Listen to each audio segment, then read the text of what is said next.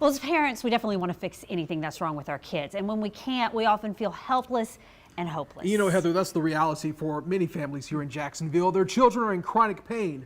Tonight, Juliette Dreyer introduces us to two families bound by a common thread and a shared hope. Like many kids his age, 12-year-old Whit Price loves sports. I enjoy baseball and football a lot.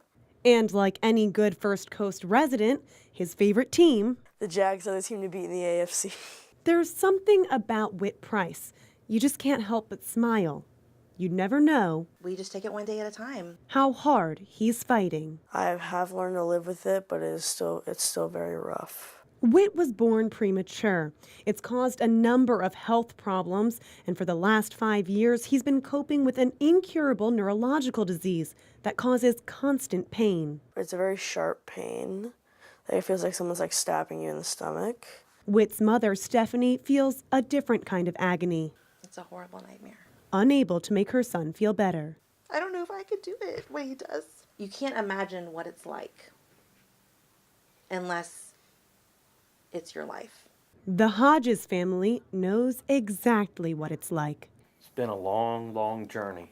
Very long journey. All three of Lori and Kevin Hodges' sons were diagnosed with Dyskeratosis, a rare genetic form of bone marrow failure. You have a husband, a wife, you have 3 kids, a great job, you think you have everything in the world, and, God delivers you a blow that just comes out of nowhere. Middle son Michael passed away at 19.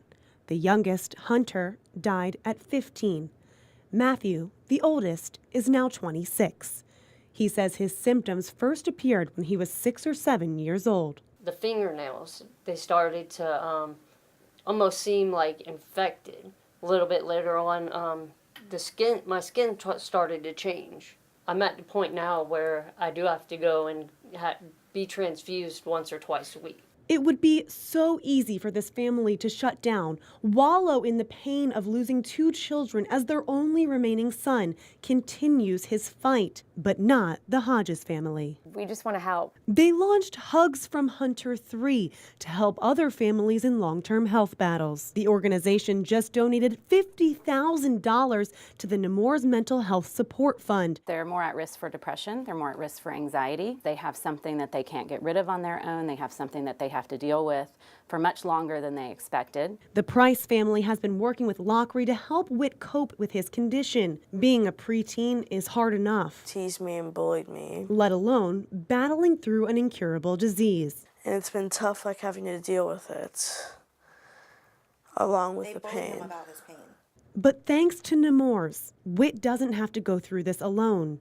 And thanks to Hugs from Hunter 3, neither will other children. Juliette Dreyer, First Coast News, on your side. And listen to this. Hugs from Hunter 3 also donated an additional $25,000 to the Moores Patient and Family Emergency Fund, and that will help provide children and families with transportation to doctor's visits, as well as food and lodging.